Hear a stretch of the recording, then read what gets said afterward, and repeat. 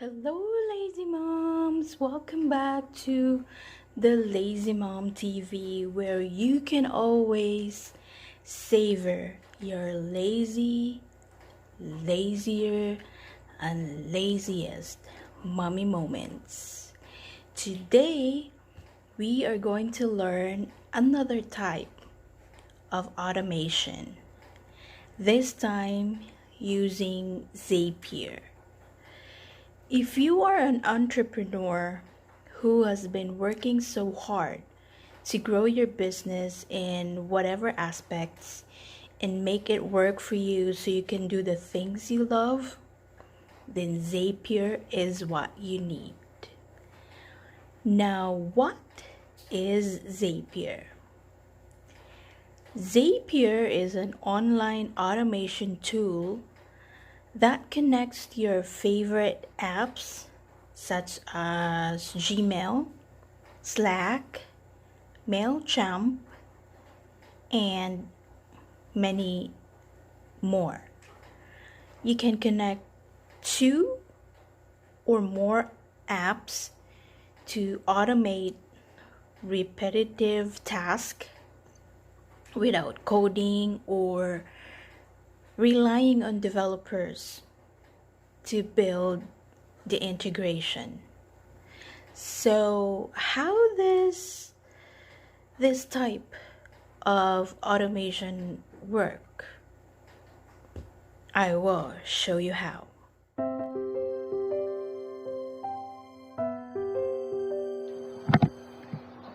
Okay, so the first thing that you're going to do is to create an account in Zapier.com. You can do that by signing up either using Google or Facebook, or you may want to go through this traditional sign up process with your personal information. So let's go ahead and click on Google, and then you will be redirected to a page where it will ask you for your role. So here you may or may not specify your role here. So these are the roles that you can use or select if you want to set it up. But you may also skip this part. You will then be redirected to your account's dashboard. Once you are in your account, you will see two options in how to make your Zap. You can either make use of the Make a Zap button on the left side, or use the Create Your Own workflow.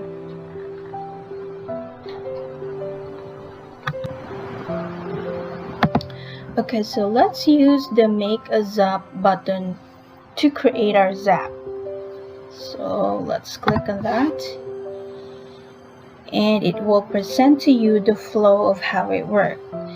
So it's like this. When this happens, do this so that this will happen. Okay, so let's start with our when this happens portion. So first, you will be asked to choose the app and event that you wanted to connect. So here, let's click on Gmail for our app, and let's choose a trigger event. So let's say you want to trigger Gmail when you receive a new email. So let's click here and look for new email.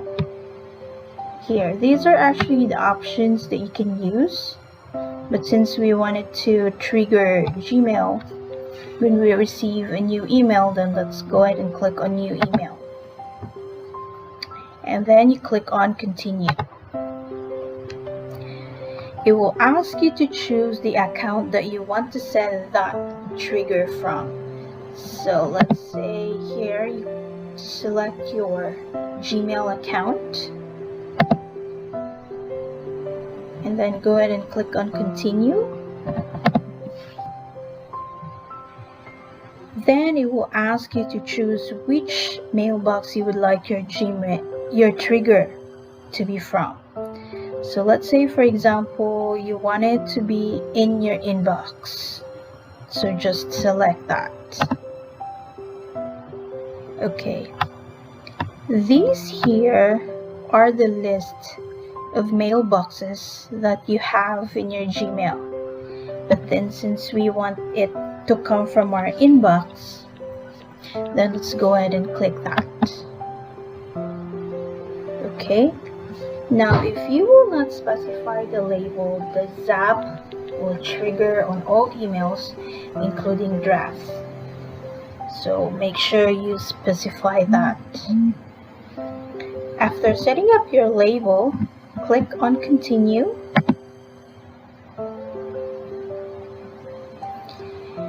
Then under the Find Data box, click on the Test Trigger button to preview our trigger. So let's click on this one.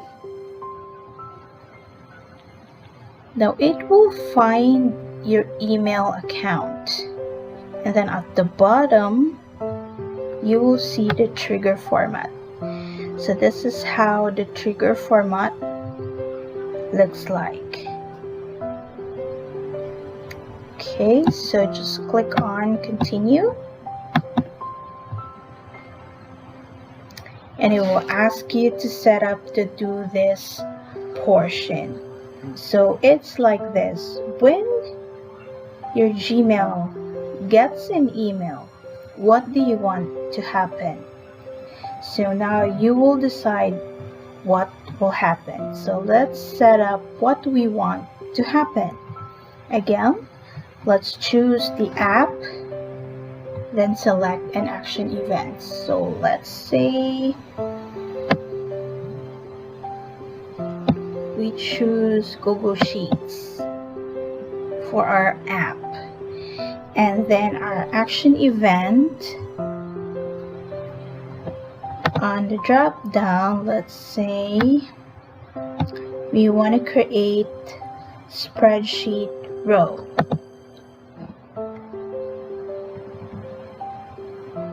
Okay, let's click on Continue. And then choose your Google Sheets account. Okay, that's from your Gmail, so just click on that. And then click on Continue. Now it will ask you to customize your spreadsheet row. Specify your drive where your spreadsheets reside. Otherwise, your personal Google Drive will be used when nothing is selected. You may also use Google Team drives if you have any. Okay, so let's specify our drive. Let's say here, my Google Drive. Okay.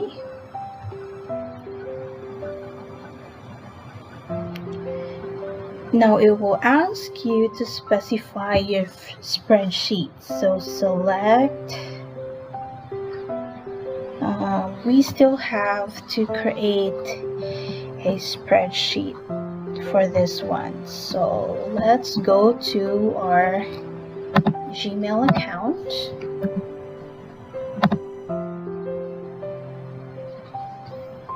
Okay. And then go to our Google Drive.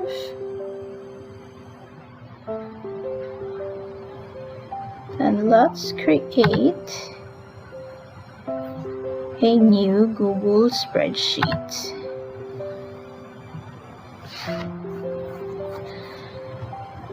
So let's say here, blue petals, new email.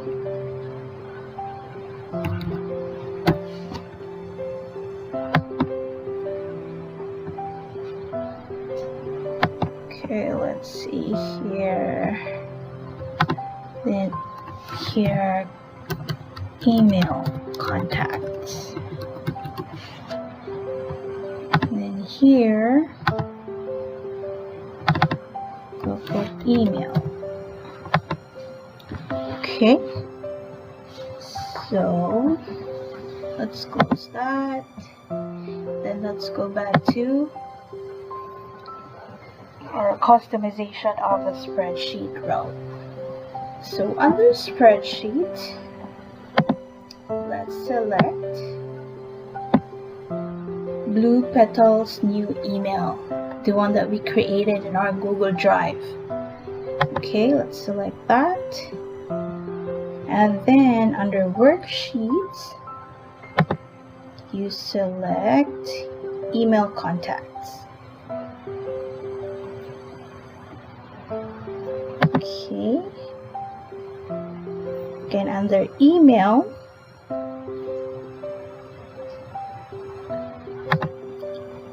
select, let's see, from email here, this pertains to the email address of the new email. Okay.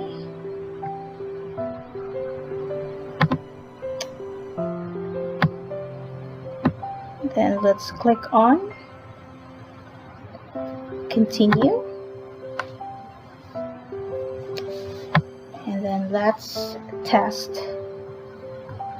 our Zap. So just click on test and preview if you want to see how it looks like. Otherwise, just go ahead and click on test and continue. So let's try test and preview. Okay, once the test is successful, you will receive a notification. Okay. Then let's go ahead and click on our Google Sheets in our Google Drive. Let's check.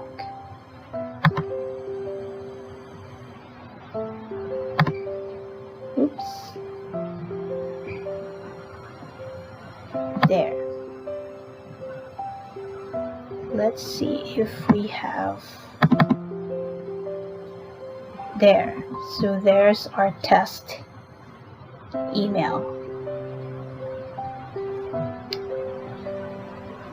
So we have established a new Zap at this point. So once you are all settled with your Zap specification, just click on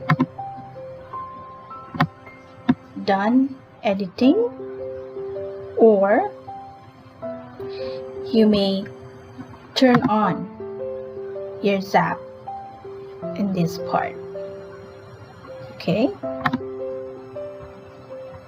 let's go to our Zap, and there we have our Zap here. Okay, so right now we have our Zap in our homepage. So let's try to send a new email to our own account and see if it will go to our Google Sheets. So let's go to our email, click on compose. Let's see, create email, and then send. Then let's check our Google spreadsheet. And there it is, our new email from our own Gmail account. So that's how automation using Zapier is done. I hope you learned something from my video. Thank you for watching, and I'll see you around. Bye!